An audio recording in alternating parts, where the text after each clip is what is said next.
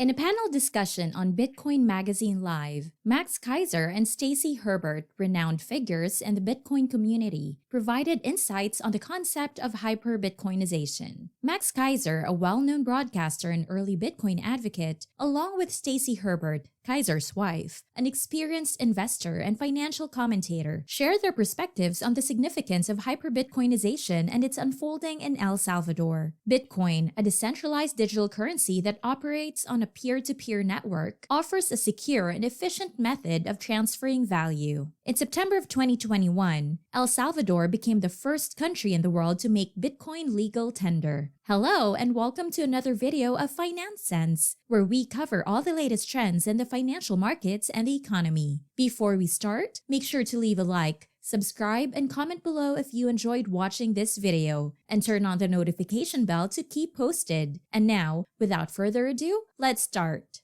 Joe Hall, the host of the panel discussion, took the opportunity to engage in a thought-provoking conversation with two prominent figures in the Bitcoin community, Max Keiser and Stacy Herbert. The focal point of their discussion was the fascinating concept of hyper-bitcoinization, which was initiated by Joe's intriguing question, "What is hyper-bitcoinization?" Stacy Herbert responded, introducing the term super-hyperbitcoinization. She explained that this term signifies a scenario where there is only one Bitcoin, one Bukele, and one El Salvador. Stacy emphasized that such a situation is unique, as no leader in the past 500 years has demonstrated the kind of leadership President Bukele has. She expressed her belief that El Salvador holds the first-mover advantage in this regard, attracting the brightest minds who seek economic liberty under President Bukele's leadership. Stacy mentioned prominent figures like Jack Mallers and Fold, who are already joining the movement in El Salvador, leaving little opportunity for other countries that choose to follow suit. Max Keiser then asserted that El Salvador is currently the geographic location where hyper-bitcoinization, particularly super-hyper-bitcoinization, is unfolding. Stacy further acknowledged that the term had not been previously used, but expressed their intention to adopt it due to its fitting significance. She argued that a separate category was required to describe the most popular and influential leader on Earth, referring to President Bukele and the super-hyper-bitcoinization in El Salvador. In support of Stacy's assertion, Max connected super-hyper-bitcoinization to the phenomenon of super-hyperinflation. He explained that as fiat currencies worldwide experienced real-time collapses and central banks were revealed to have inadequate assets, people recognized that super-hyper-bitcoinization provided a solution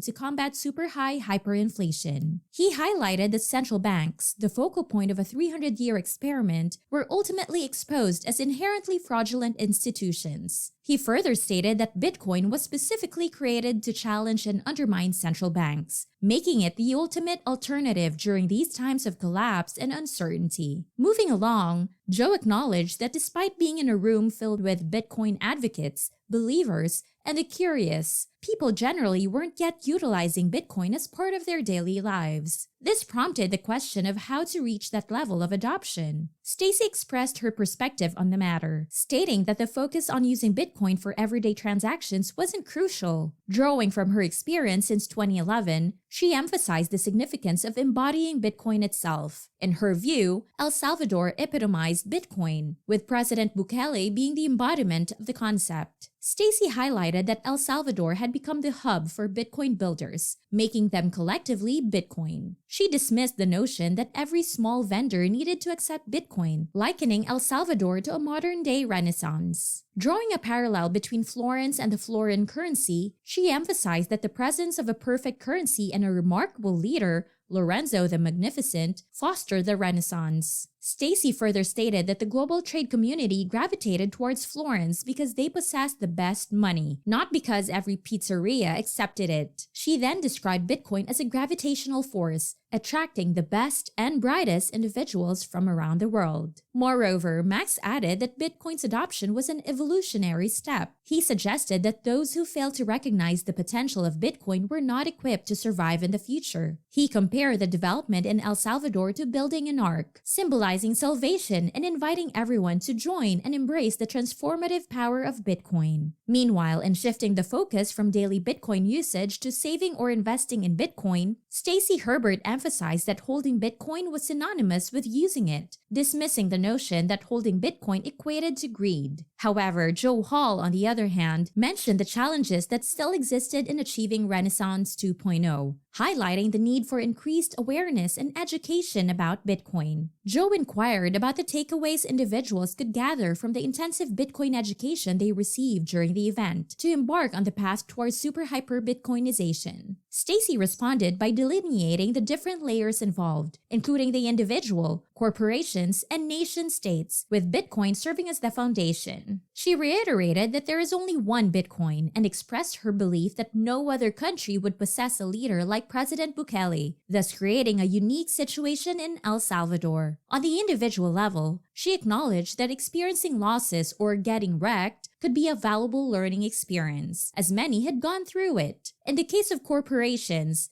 she noted the need for responsibility to avoid degeneration. When it came to nation-states, Stacy highlighted President Bukele's perspective that El Salvador was the desired destination, emphasizing the importance of having individuals aligned with the Bitcoin ethos rather than those pursuing alternative cryptocurrencies. She described El Salvador as the savior, the ark, and the Bitcoin citadel, contrasting the country's current positive trajectory with its historical struggles over the past 2 centuries. Furthermore, when Joe asked whether it was possible for the world to be hyper-Bitcoin or super-hyper-Bitcoinized, while also accommodating other cryptocurrencies in a hybrid system, Max Keiser responded firmly, stating that crypto was merely reinventing fiat money. He referred to them as shitcoins and emphasized that all derivatives based on such currencies were centralized and unworthy of discussion. Max highlighted the varying levels of urgency for Bitcoin adoption around the world, citing examples such as Lebanon, where Bitcoin became crucial following the collapse of the central bank. He noted that the urgency for Bitcoin adoption varied based on countries' economic circumstances. While the United States currently exhibited less urgency due to its position as the world reserve currency, Max anticipated a change at the global financial landscape. He mentioned the growing number of countries joining BRICS, Brazil, Russia, India, China, and South Africa compared to NATO, indicating a shift towards a bifurcated financial world. Max predicted that the global south, including El Salvador, was moving towards adopting Bitcoin as perfect money. He also highlighted Africa's interest in Bitcoin as a means of leapfrogging into the technological revolution of the 21st century. Moreover, Stacy emphasized El Salvador's first mover advantage and the presence of the best and the brightest in the country. She highlighted that a significant portion of daily trading volume in El Salvador involved the Bitcoin and Tether trading pair. Stacy noted that El Salvador had established itself as the market for which the rest of the world would have to compete. Other nations would have to fight over the remaining 20% consisting of shitcoins and attempt to attract the best individuals in the cryptocurrency space. She emphasized the importance of hard work and the challenges associated with Bitcoin adoption. Stacy praised President Bukele for his charisma and popularity, but stressed that achieving success in the Bitcoin space required dedication, character building, and adherence to principles. She mentioned the influx of companies like Jack Mallers to El Salvador, but noted that it took a lot of effort to reach that point. Stacy expressed her belief that other nations were 2 years behind El Salvador and might not fully comprehend the level of hard work required. She highlighted the significance of character, morals, and principles in the Bitcoin journey, underscoring that it was not an easy task. On the other hand, in considering a hypothetical scenario where another country adopts a Bitcoin standard and becomes super hyper-Bitcoinized, Joe Hall asked whether Stacy and Max would support this country, even if it wasn't the first to do so. Stacy expressed skepticism about other countries being able to compete with El Salvador. She believed El Salvador was the leader in the new super-hyper-Bitcoinized world. Max Keiser also stated that the template established in El Salvador could be replicated by other countries. He mentioned the critical steps of making Bitcoin legal tender and introducing securities laws that support Bitcoin as money. Max emphasized that other countries could mimic what El Salvador had done and experience strong economic growth, booming tourism, tourism and potentially become the fastest growing economy in the world. Lastly, Joe Hall further questioned Stacy and Max about their long-term commitment to the cause of super-hyperbitcoinization. Stacy mentioned the volcano bond and the ongoing energy infrastructure project and Bitcoin mining in El Salvador. She indicated that they were moving forward and already ahead of other countries in terms of mining operations. Additionally, Max expressed enthusiasm and described the journey they had undertaken since 2011. He saw the current phase as a fun part and the time to enjoy the fruits of their labor. He mentioned their early speculation about which country would become the first to make Bitcoin legal tender, and how they had identified El Salvador as a potential candidate nearly a decade ago. Max highlighted their involvement in establishing the framework in 2022 and the exciting developments taking place in 2023 in El Salvador. He also mentioned their goal to become one of the top 10 largest Bitcoin miners within 9 months.